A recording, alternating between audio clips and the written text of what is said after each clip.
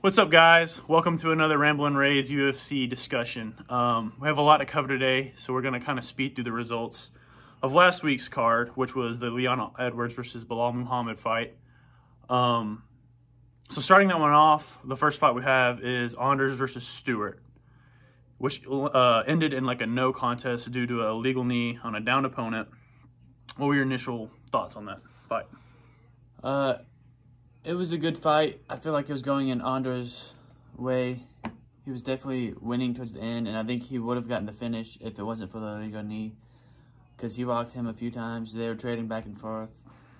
I feel like the rules need to be implemented more, or not even implemented, because I know accidents happen when adrenaline's rushing and fights are going. But I feel like it was going in Anders' way before the legal knee happened. Yeah, it was definitely back and forth. Stewart rocked Anders first. You could see he was getting comfortable. He was getting loose in there. He had like better movement. He was more limber, I'd say.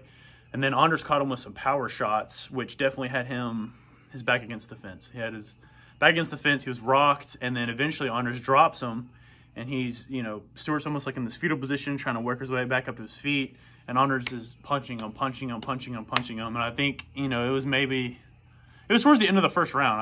I want to say there was like a little over 30 seconds left. I could be wrong on that time. But he's catching him, and you could tell there's urgency in putting the fight away because both fighters took damage in this fight. Both were hurt. Both landed good shots. So he was trying to end this. It's a competitive match. You want to end it as soon as possible. And he hit him with an illegal knee. So they ruled it a no contest, which I know they were debating. The commentators were debating. They were like, why is it a no contest? When last week with the Peter-Yan Aljamain Sterling, it was a DQ. It was a DQ in favor of Aljamain Sterling, the one who got kneed. So they were saying because it didn't go past 2 rounds, that's why it was a no contest. Yeah, I also saw that Anders tweeted out, like, at Peter-Yan. He said, "Oh, you threw a legal knee, you're a champion. How do you not know the rules?" But then this fight, he threw a legal knee. So I don't know if it's just adrenaline, like I said, or they're just not thinking at the time and want the finish. So they're like, you know what, I'm just going to throw the knee. Yeah, I really don't know. Like, it was, a fast-paced fight. There was adrenaline definitely involved. But he was in a position where he was, like, picking his shots. It was, like, to me, it reminded me of the Aljamain Sterling Peter-Yan, where he's, like, picking a shot. He has a hand on the down opponent. The other dude's cradled up. Punch, and then just, like, knee, That could have been a really good victory for Anders. I think, honestly, for that fight, they just need to probably run it back. Since it's a no contest, they're probably going to run it back, or they should at least. And I also think it was a no contest because the referee didn't even say it was like a downed opponent yet. Then that's when it happened. Okay, so he waved it off before that even happened? Yeah.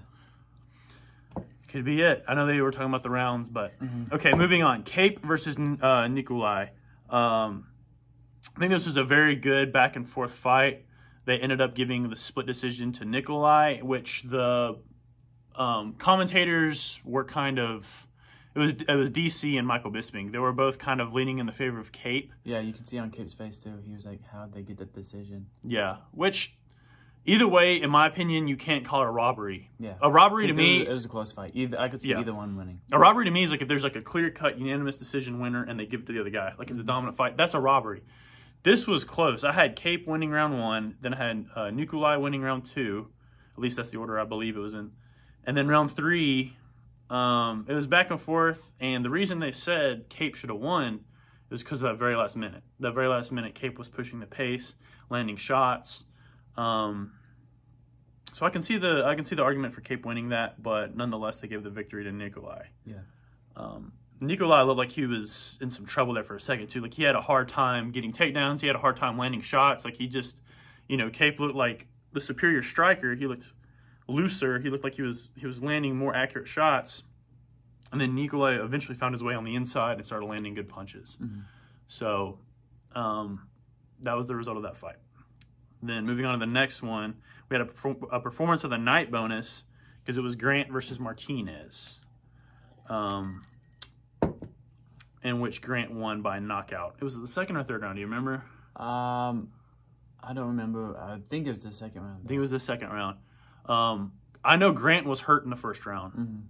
And then he ended it with a beautiful, it was a left hook to the body, right, I don't know if you want to call it overhand or a hook to the head. I mean, it was a good combination. I thought it was the opposite. I thought it was right. Oh, because he's a southpaw. Yeah. He was a southpaw. So basically what I'm showing, a lead hook to the body and then a power punch to the head. Power punch, seriously? Rear hook to the head. Yeah. It was a nice combination. I think my favorite thing to see in MMA is people dipping down to the body with like punches. It doesn't happen that much because there's kicks involved, but me and my boxing coach even had like a discussion about this, how like Max Holloway was the first one who really started putting it together well, specifically in the Anthony Pettis fight. So I love seeing when fighters can implement like punches to the body and then punches to the head, just changing levels. That's a promising talent. That is a promising talent. Shout out to Coach Junior. Yeah, shout out to Coach Junior. But like as far as Grant is a promising talent in that weight class. That was a good victory. It was crazy too because he kept his head straight up too as he threw it, but still he just had that much power to knock him out. Yeah.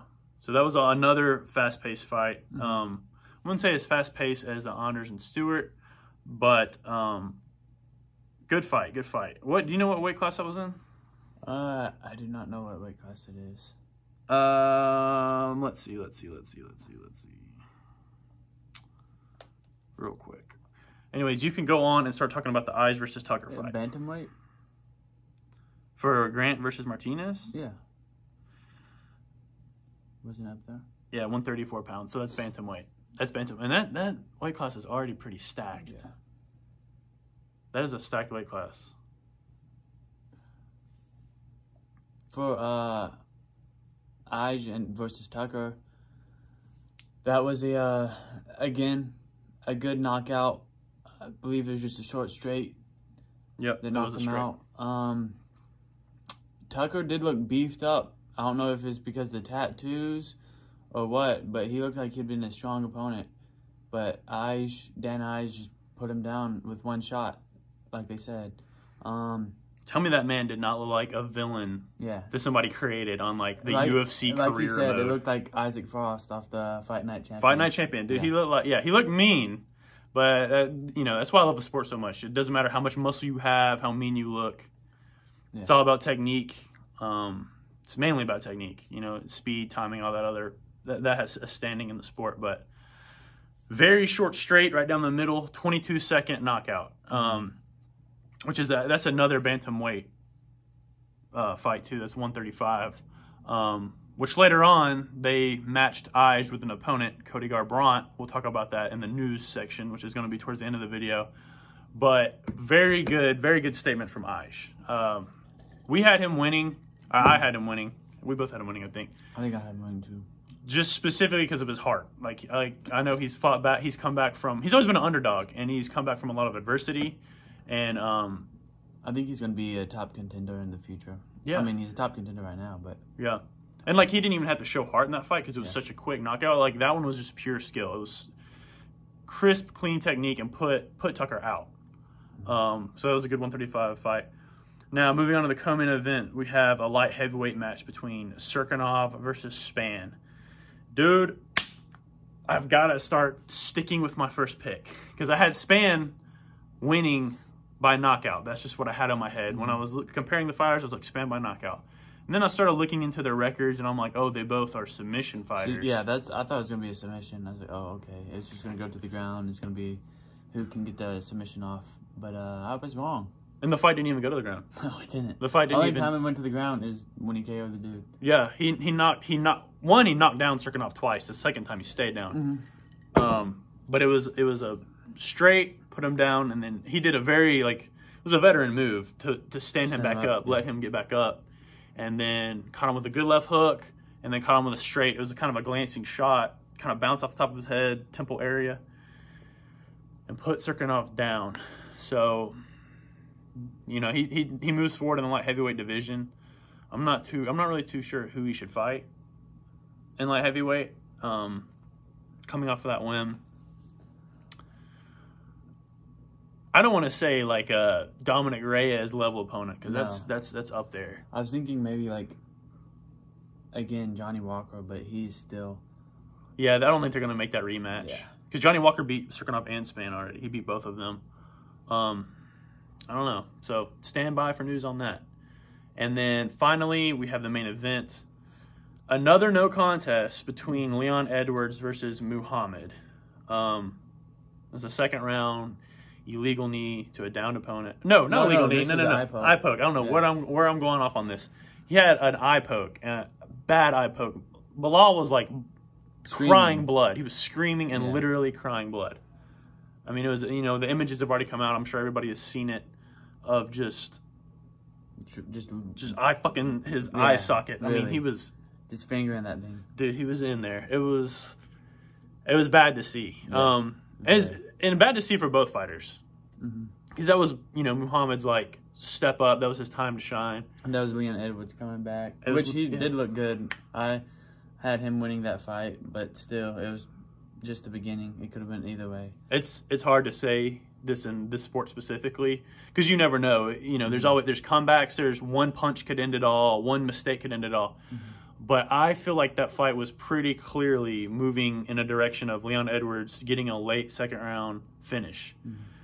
His shots were crisper, cleaner. He was loose in there. He was relaxed in there. I mean, he looked like the all-around better fighter. I think he was going to finish Belal.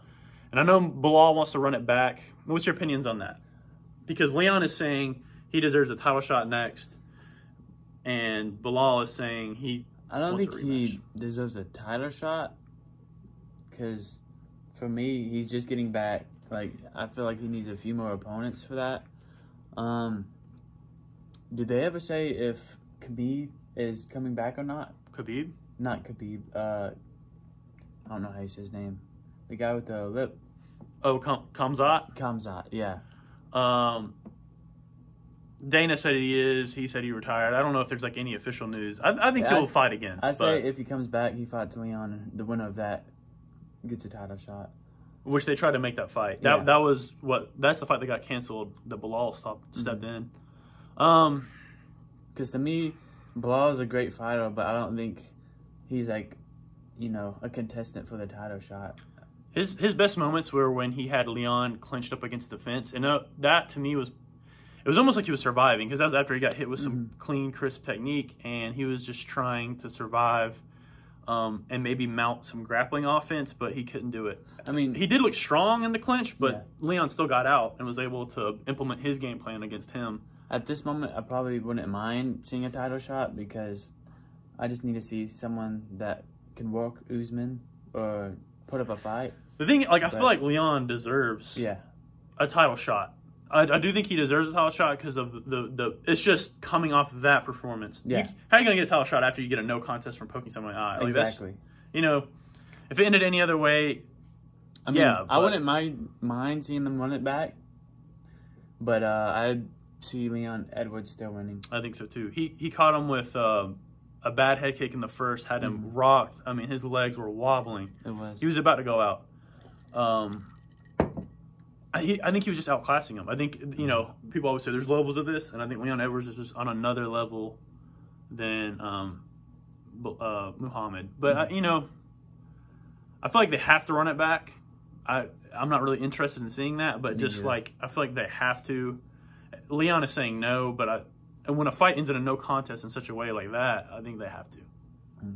Okay, so that's a wrap on last week's UFC Fight Night card. This week we have another fight night coming up, and I'm pretty excited for this one. Yeah, I'm excited for this one because I am a humongous Kevin Holland fan. I'm ever since he knocked out Buckley. Yeah, been a fan. I don't really like Buckley just because. I don't like Buckley because the rumors. Yeah, and the rumors. Yeah. I don't like the rumors came out, but I also just like Kevin Holland's style, how relaxed he is in there, how he has fun, and he's got the body frame to me, and I love watching a taller fighter use their body and techniques. Like Tommy Hearns, the boxer, his body reminds me of Tommy Hearns, where he's long, lanky. He's got those long levers, so he can generate a tremendous amount of power, and he catches people right off the end of their punch. That's why I love And he reminds me of Diaz because he just talks in there. He has fun. Yeah, he has fun. He has fun, and it's crazy because some referees try to get him to stop talking, which is just bizarre to me. Their job's to either stop the fight or just they're there for the fighter's safety. If somebody's talking shit, there's the safety is and not in the discussion anywhere. Like, so just mind your own refs. Let him run his mouth. But we're going to discuss the last 3 fights of the card, because those are the 3 that like we really want to discuss. First up, we have the heavyweight fight, Tai Tuivasa. He's fighting Hunsucker. Which, yeah, that's a name. Hunsucker. Yeah, that's quite the name. Who do you got winning that one? I want to say Tai Tuivasa wins that one, but I don't. It's hard. So, Hunsucker is a late replacement. Can't tell you what happened to Tai Tuivasa's first opponent. I didn't even really know Tai Tuivasa's first opponent. I know that sounds like offensive, but I should have did more research on here because I don't.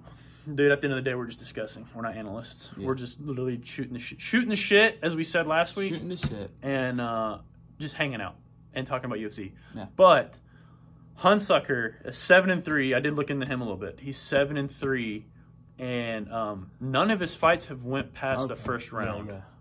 None of his fights went past the first round. So this is his first fight in UFC. In the UFC, yeah. Yeah, I want to say Tai Tuivasa because if he doesn't knock him out in the first round, he'll outlast him. Yeah. Because he hasn't been past the first round. Tai Tuivasa he's been to decisions before. And plus, I just like Tai Tuivasa. I do too. He's a good guy. I want to see him do a shoey. Mm-hmm. I want to see him win and get a shoey. He did win his last fight, correct? Knocked out Stefan Struve. Yeah. So I think he's got way more experience than Hunsucker. Like, he's fought veterans. He's been in there. He beat Andrei Arlovsky. He beat Stefan Struve. Mm-hmm. He beat James McSweeney, which I don't know if a lot of people know who that is, but he's a pretty good heavyweight fighter. He was on the Ultimate Fighter season 10. So he's got some good wins. It's just that one Stefan Struve win, that knockout, his last fight he had, that was after coming off of 3 losses. Yeah, that's why I also want him to win. Yeah. Because I know he losses to some bad knockouts too. Yeah, so I think this is kind of a way of UFC trying to get him to get a win, but they're also giving Hunsucker an opportunity to get in the UFC. If Hunsucker wins, that's going to be a big statement because Tai Tuivasa is a fan favorite. Mm-hmm. He's a fan favorite. Just his fight style and the way he is with fans. Mm-hmm. I mean, he's a brawler at the end of the day.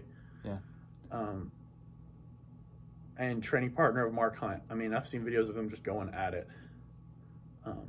Yeah, few people can take those shots and keep going. Yeah, exactly. So I think he's like born and bred to just scuffle in there, and I would love to see a Tai Tuivasa victory. So I'm picking New Zealand scrapper. Exactly. I'm picking Tai Tuivasa first round knockout. Mm-hmm. What about you? Same. I'm gonna go same. Same. Tai Tuivasa first round knockout. Now this next one is a good lightweight bout. It was. We have Gregor Gillettsby versus Brad Riddle. I don't know if you remember this, but we watched Brad Riddle fight at Will's house one time. It was like a brawl. Both dudes, I forgot his opponent, but they're both down on their knees and just trading punches. Yeah. That's Brad Riddle. Okay. And he's another New Zealand guy. That's gonna be hard for me to pick. Because I like Gregor Gillettsby, even though he got the crap knocked out of him by Kevin Lee in the head kick. But I feel like he's got a really healthy attitude towards that. Have you seen the interviews? He came back. He's like, that's what I needed. You know. Mm-hmm. He said he would rather have got knocked out than dominated for 3 rounds, which I can understand because, like, dude, what changed my opinion on that? You know, thinking that because this fighter got knocked out the other fighter, they're the better fighter. In that moment, yes, they're the better fighter because they were able to create the angle, get the shot. They were able to put themselves in that situation where they were that opportunity to land whatever shot knocked out the other guy. So in that moment, yeah, they're a better fighter. But Cain Velasquez versus Junior Dos Santos is the perfect example. The first time they fought, Junior Dos Santos catches him, glimpsing shot, and knocks out Cain Velasquez. Very first round. Mm-hmm. They go on to have a trilogy, and Cain Velasquez, there were wars, but Cain Velasquez, it was 5 rounds where you could see Cain was the superior fighter. So just because he got knocked out in the first fight doesn't mean... So I feel like if Gregor and Kevin Lee fight again, Gregor could win. Honestly, between those two, I could see Gregor winning, 5 out of 10 matches, and then Kevin Lee winning 5 out of 10 matches. It was a good first round up until that kick. They were both mainly boxing.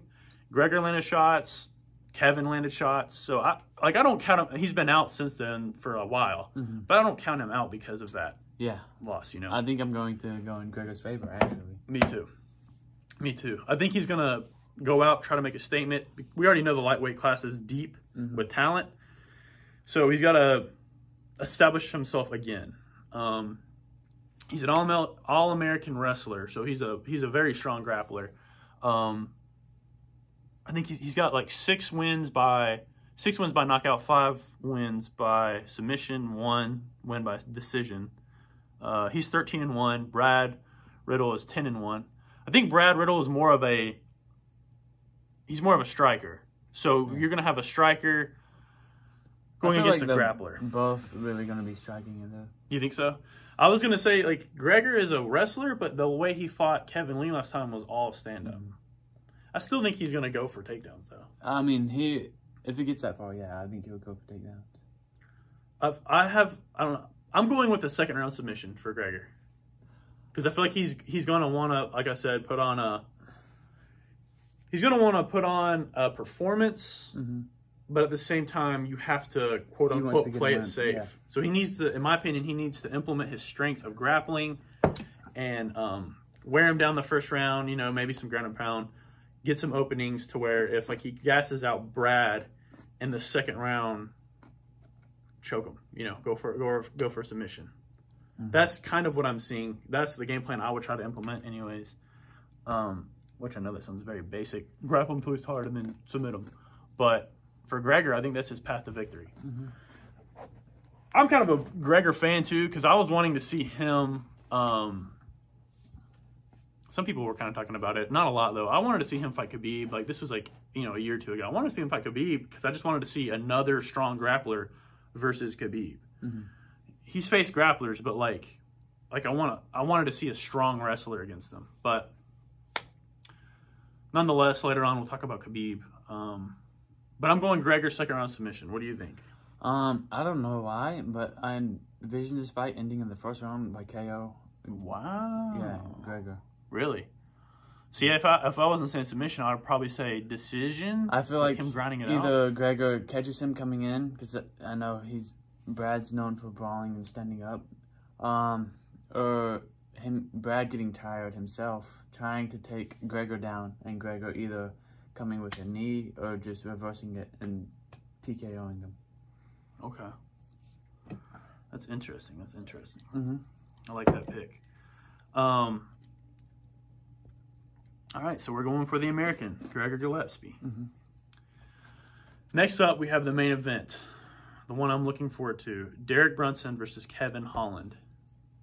Dude, I want to see Kevin Holland fight Izzy. Yeah, I was about to say, I think we both got Holland on this fight. We do. I want to see him fight Izzy. I like Brunson, but I'm sorry. Holland, he's on the next level. Like, he's even on the Joe Rogan podcast, and, like, even his trainer was like, I know I'm not saying this because he's here, but he's on the next level. Like, he's a different breed. Like, he's trained with George St. Pierre, like a lot of other talent. I think he even said Demetrius Johnson, but he's like, Kevin Holland is just different. He's just, I hate to say this, but he's literally built different. He's built fucking different. Hashtag built different. He is, though. I mean, he's tall for the weight class. He's lanky. He's light, too. He came in and weighed at 163. I think what? Or 183. I'm sorry, 183, not 163. I was about to say, that's very light. That's a...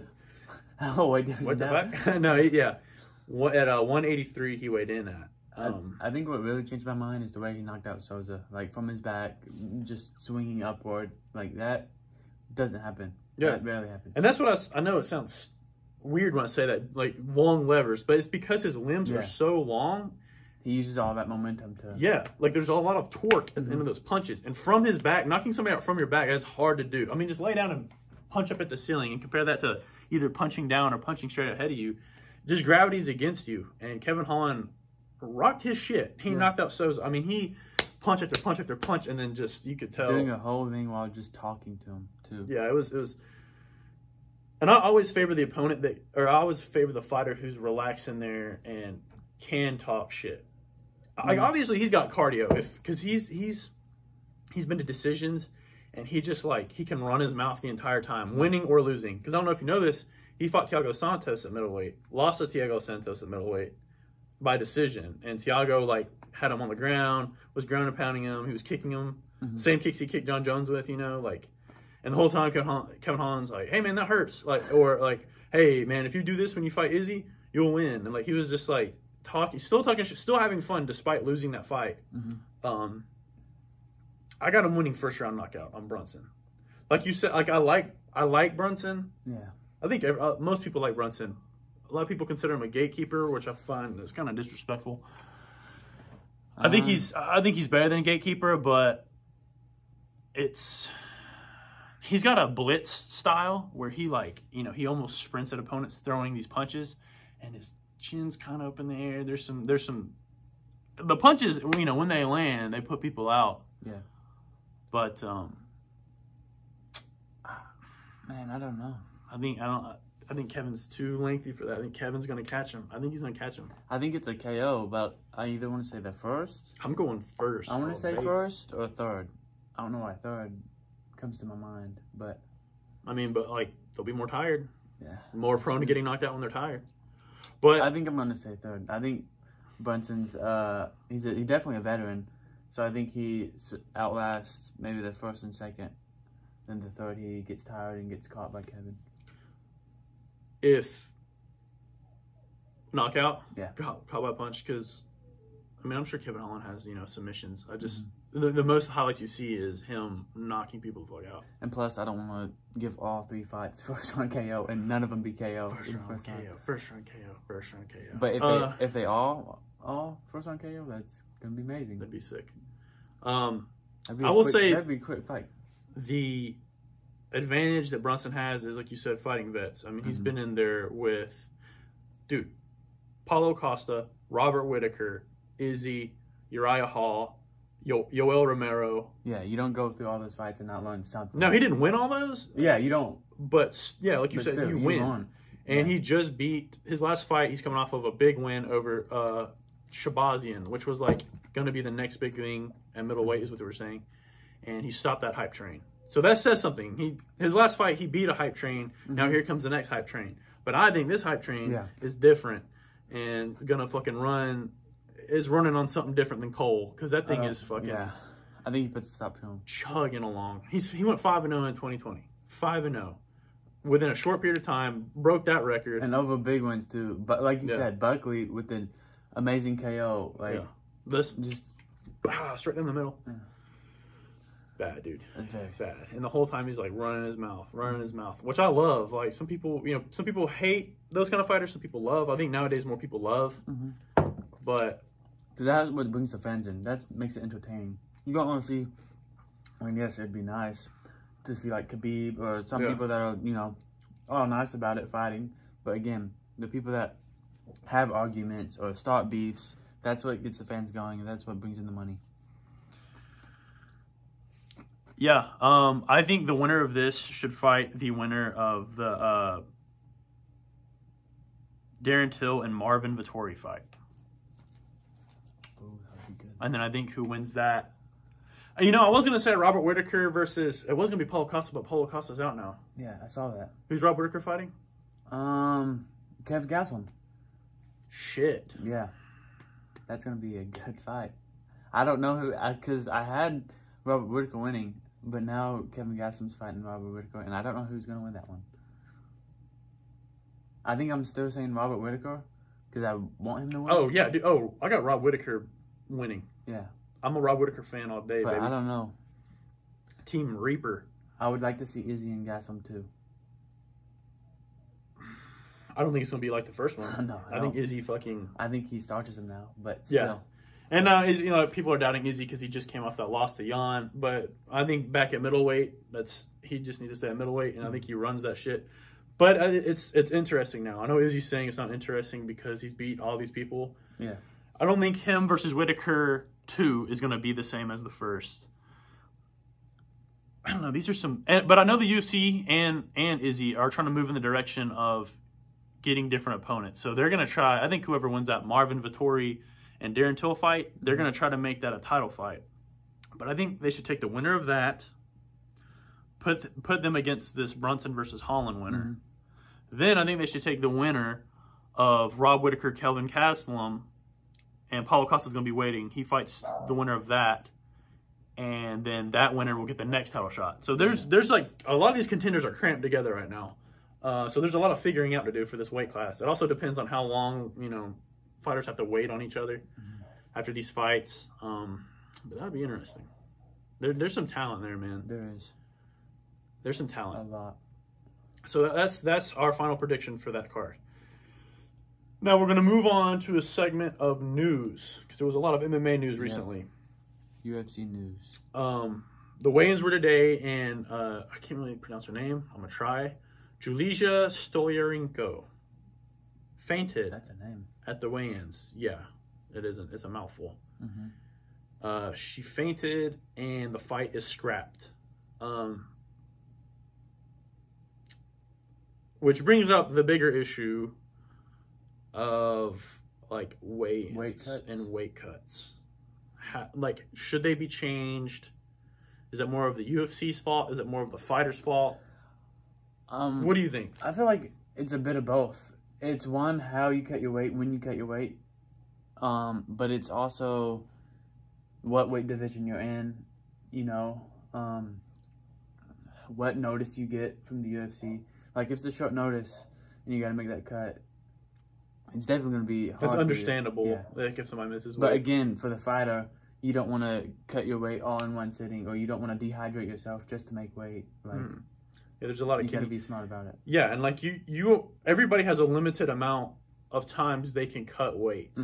You can't do that your entire life. Your body's literally taking damage. Your kidneys are. I think that's why it's good when you have somebody like Holland who weighed in at 183. He's fighting at his natural weight. He's not having to cut. So he's got longevity. Meanwhile, these other people, I think he even said Brunson is struggling to make weight. That's why he keeps making memes and stuff. So I do think but it's hard because you tell these fighters to fight at their natural weight. If you just tell them, there's always going to be one guy. Like, you know, you look at Apollo Costa or a Yoel Romero. Both dudes need to be a lot heavyweight. Maybe even heavyweight. But, you know, they're cutting down to 185. You have this one guy that's got a size advantage. I think there's multiple ways to do it. One, there's two ways to do it, in my opinion, too. Make more weight classes. That's what I was thinking. But that doesn't stop the issue of weight cutting, because you're still going to have somebody like, I'm going to go down 2 weight classes, you know. I think they need to make more weight classes. There's a lot of benefits that could come with that. Dana White doesn't want to do it, but it opens up for more championship fights. You have more belts. You have more pay-per-views you can put on. Yeah, you have more fighters can fight each other. You have these cards where you could have a whole main card of nothing but title fights. You know, like 5 title fights, or you know, that would last forever, 12 fucking hours. Yeah, I mean, I'm here for it. Wouldn't mind. That's why we have these. Sorry about it. No, I'm not sorry about it. I gotta watch that shit. But I think so that makes things more interesting. I think they should open up more weight classes, and then next to that proposition, they should do like ONE FC does with the morning of hydration tests, where they test the fighters the morning of for the fights, see if they're hydrated, to see if they can continue to fight. I think that's the best thing to do for the fighters, longevity-wise, health-wise. I mean, it's... Yeah, that's definitely a healthy precaution that needs to be implemented. And now, this isn't going to be like a fan winner, what I'm about to say, but there'd probably be less knockouts, statistically speaking, because we have less people dehydrated, less people gassed out from a bad weight cut. There's still going to be knockouts, obviously, but I think it would just be better for the fighter's safety. Yeah.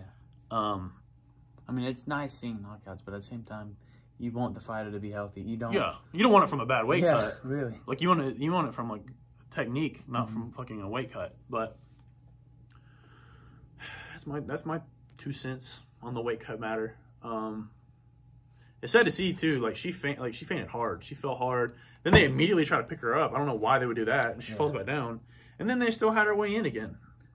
They had her stand back up on the scale to weigh in. Like, oh, good job. Yeah, and then, I didn't see the video, but that sounds just. And then they scrapped the fight. And then they're like, okay, maybe we shouldn't fight. Like, yeah, you think? What the fuck? You just fainted twice. Yeah. Throw her up there a third time. See if she faints. You know, like, damn.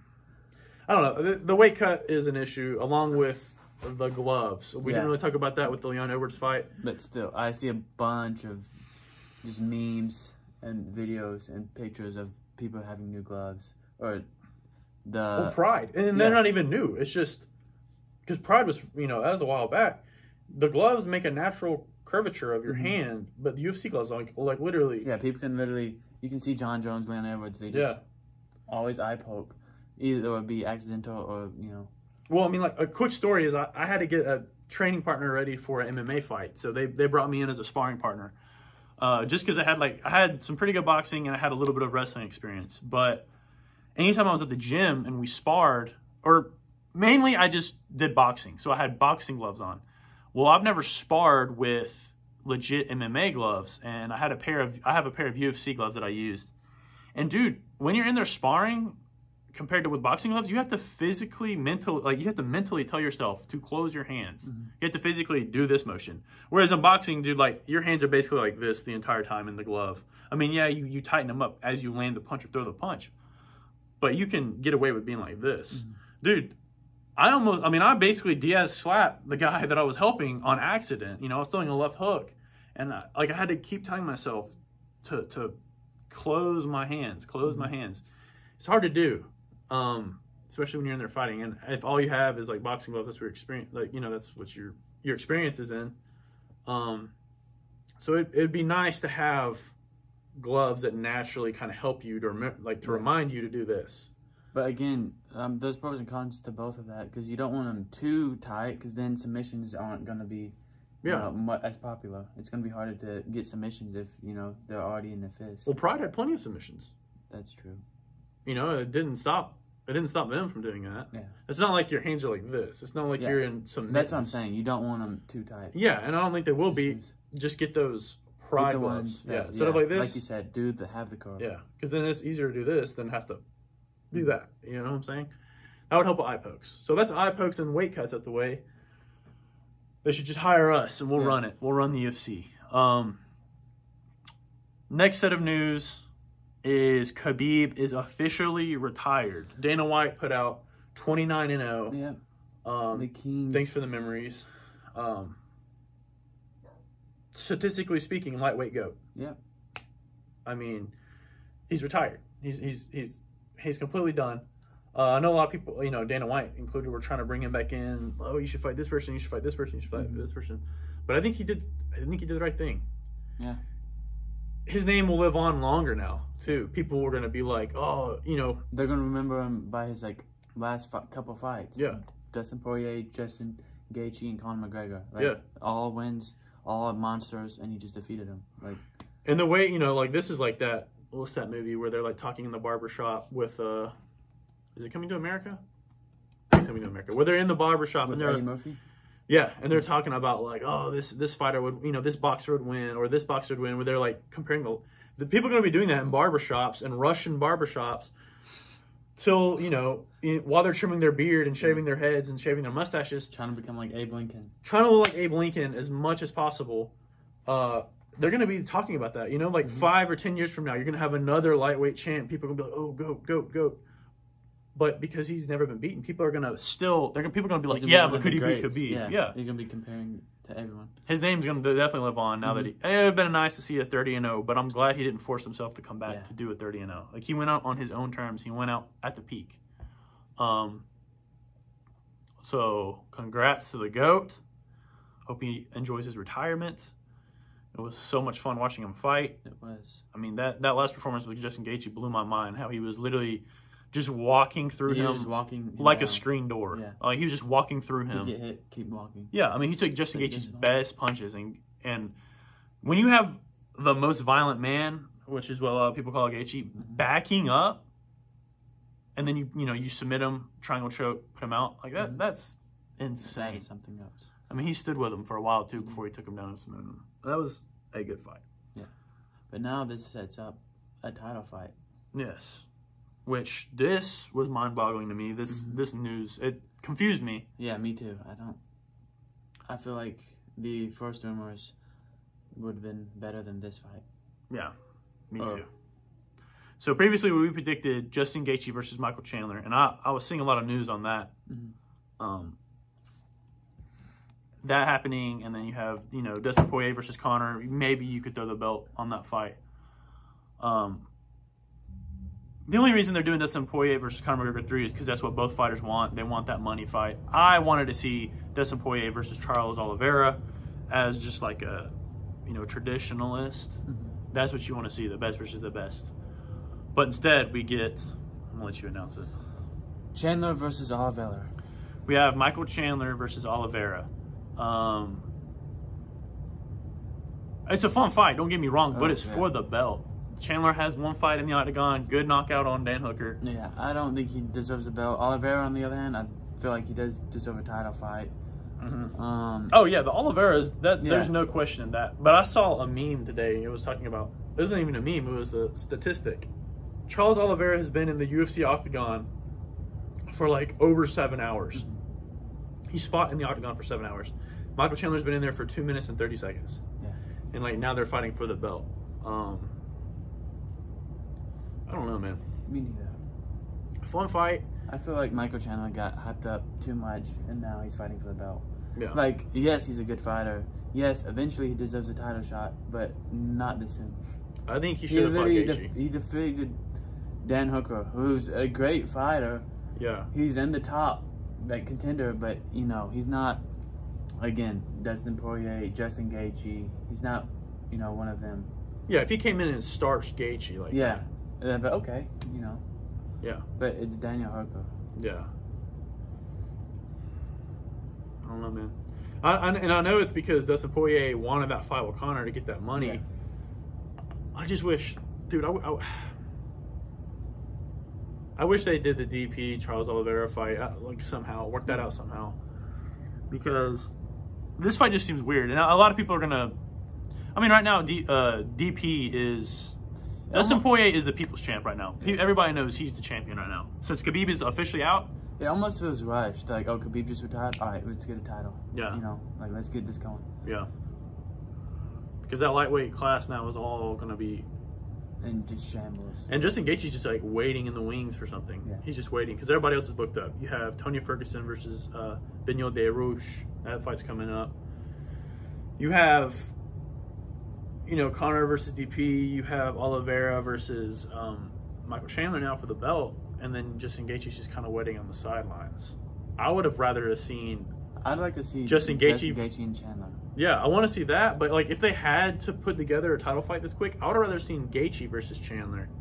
I'm sorry, Gaethje versus Oliveira. Yeah. No matter what, Oliveira needs to be in the mix. Like I've been saying, that dude's the dark horse of the UFC. Whenever Khabib first stepped out, they kept posting all these like cool images, these pictures of like who's going to be the lightweight champ, and you had Conor, Dustin, Justin Gaethje, Tony Ferguson, Michael Chandler. You had like these images of all of them, and they left Oliveira completely off. Yeah. And I'm like, dude, this dude's been on like I feel like it'd been good if they did Gaethje versus Chandler, then Dustin versus Conor. The winners fight each other. Then whoever wins that one fights Oliveira for the title. But that means Oliveira's going to have to wait for I know he'd have to wait a year and a half. But maybe if they put him like those fights on the same card, so you got that night who's going to fight each other on the next card. Either way, I am happy for Oliveira. Yeah. And dude, I don't know why, but like when I thought about Dustin Poirier fighting Charles Oliveira, I kind of got worried for Dustin Poirier. I'm a Dustin Poirier fan, and I think he deserves that actual, real, legitimate belt wrapped around his waist. I was gonna agree.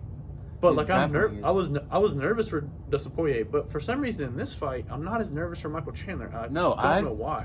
I kind of feel like Chandler's going to win. I think Chandler's going to win, which will shut our mouths. Because if he beats Oliveira, then he deserves the belt. He's the champ. But like, that would build up. Chandler versus Dustin Poirier or Gaethje. Gaethje, not. But like we keep saying Dustin Poirier. What if Conor wins this third fight? Yeah. Oh, what if Oliveira wins this fight? Yeah. Then that's gonna be like great for Oliveira. He's finally gonna get the publicity. He's finally gonna be the champ. Everyone's gonna notice him. Yeah, exactly. I'm rooting on Oliveira. I think Chandler. I think Chandler too, man. I don't know why. Like it's a gut feeling. My gut is saying Chandler. Yeah. So, because I feel like you got all that publicity, and if you have publicity, you can say it doesn't bother you, but this much, and I know everywhere. You're like, oh my gosh, this guy's scary. This guy's going to do something.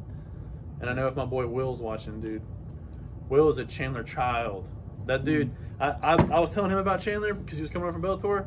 Dude, Will became more of a Chandler fan than me. Yeah. That man, I mean, Chandler trains like a savage. He does. And Will even said, he's like, dude, Chandler's beating Hooker. Chandler's beating Hooker. And I thought so too at first. Changed my opinion. I should have kept my opinion. Yeah, I know. I was like, the day of, Daniel just looked so big. I was like, oh, Daniel's going to starch him. But no. He was much taller. Like you said, 2 minutes, 30 seconds. He was out. Like, put him out, dude. Chandler's a beast, man. He's coming for that gold. I mean, that man is motivated. Mm-hmm. But I think Oliveller is too. Yeah. That's going to be a good fight. Don't get it twisted. Like we're confused by it, but happy to see two talented fighters go at it like that. It's just that the championship belt's on the line is what makes it kind of funky. I don't think there's a true champion until you have Dustin Poirier fight the winner of that. Yeah. Or the winner of DP and Connor versus the winner of that. All right, so moving on from that piece of news, we have two 135-pound matches that just got made that are big for the weight class. Yeah, I'm excited for both. Both are going to be great. The first one is Cody Garbrandt versus Dan Ige, the guy we just, we're talking about knocking out Tucker in 22 seconds. Cody versus Dan. It's a good fight. It is. That's a good fight. I don't know who I got that one. You know who you got? I want to say Cody because I'm a Cody fan. But Dan Ige. I think I'm going to go Cody. I think I'm going to go Cody in that fight. You think so? Yeah. I think Cody just has experience. And as long as he's got his head on his shoulders and he doesn't get in that mode where he wants to brawl, like, he almost like fights angry. Yeah. When he fights angry, he gets caught, he gets knocked out. And the guy who knocked him out is the next piece of news. TJ Dillashaw is going to come back to fight Corey Sandhagen, which I'm pretty sure we've talked about on here, and I think a lot of people saw it coming because they kept talking about it in MMA outlets, the news outlets. I'm saying Sandhagen. I'm going Corey Sandhagen too. TJ's been out for a minute. TJ's got skill, obviously. I mean, he's the one who knocked out Cody Garbrandt twice. Yeah. But I think a lot of people are rooting against him because he got caught taking EPO. I mean, the dude is like literally a cheater. Yet he comes back, and if he wins this with Corey Sandhagen, he gets a title shot, which to me, it's like the whole Chandler thing. I wouldn't say that. Yeah. I would not say that. I mean, it is to, like, Chandler just got in and he's getting a title fight. But no. These are two completely different things. Chandler just got in, got a good win, and they're giving him a title fight. Okay.